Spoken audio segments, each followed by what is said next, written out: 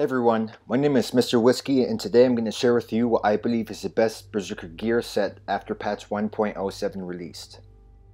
Throughout this commentary you're going to notice that I have a unique accent. I'm just going to ask that you stick with me as this is my first commentary and hopefully you'll be pleased with the end result.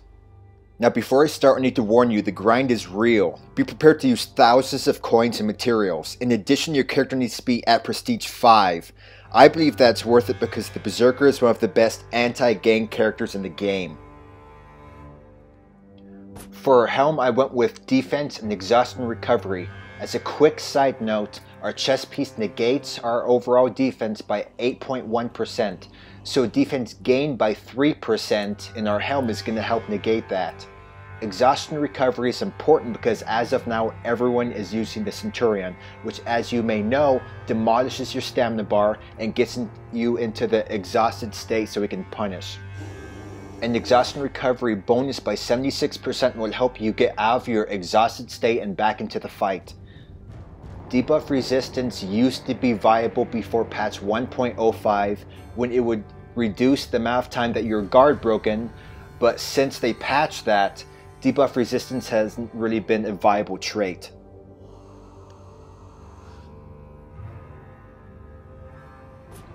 Alright, next up are the arms. I went with defense and stamina cost reduction. As you can remember, our chest piece negates our defense a lot. So our defense gained by our arms is going to help combat that, and stamina cost reduction is important because the Berserker has to feint.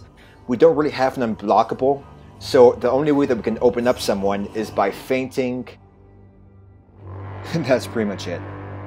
Stamina cost reduction is important, but in this build it's not that important. We have to combat the negative effects that our chest piece gives us, and the stamina cost reduction is important because we have to feint. Alright, next up is the chest piece. I went with Revenge Mode Defense and Revenge Mode Duration. As you can recall, our Helm gave us a bonus in defense by 3.0% and our arms by 5.4%. So overall, the gain in defense would be 8.4%. And because this negates our defense by 8.1%, our overall gain would be 0.3%, which is nothing. And as of now, I went with defense because I'm not very good at fighting the Centurion, nor am I good at fighting the Shinobi.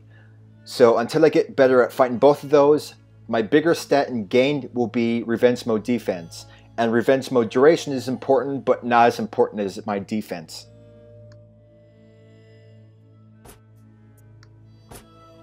Next up is the weapon. For the right head, I went with attack and defense penetration.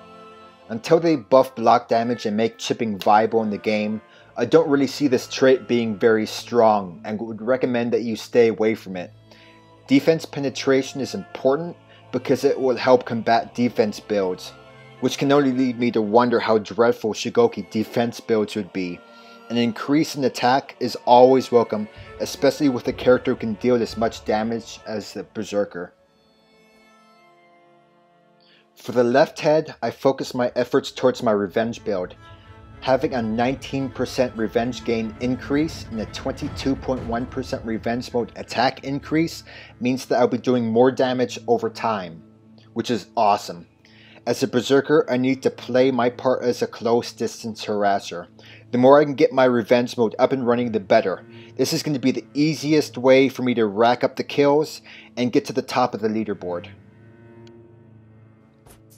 Lastly, I went with a 6.7% increase in attack and a 27.6% execution health regen boost.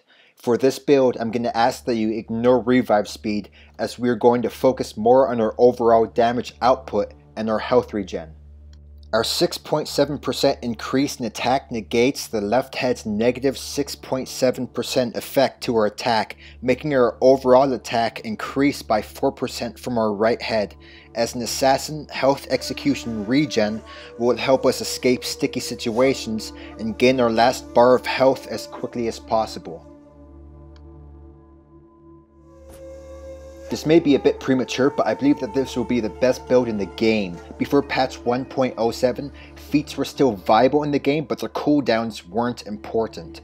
You had to sacrifice your revenge build in order to increase your cooldown, and no one did that. Now we can capitalize on our revenge mode attack, defense, and gain, and indirectly get a boost in feat cooldown reduction because cooldowns are universal amongst all characters.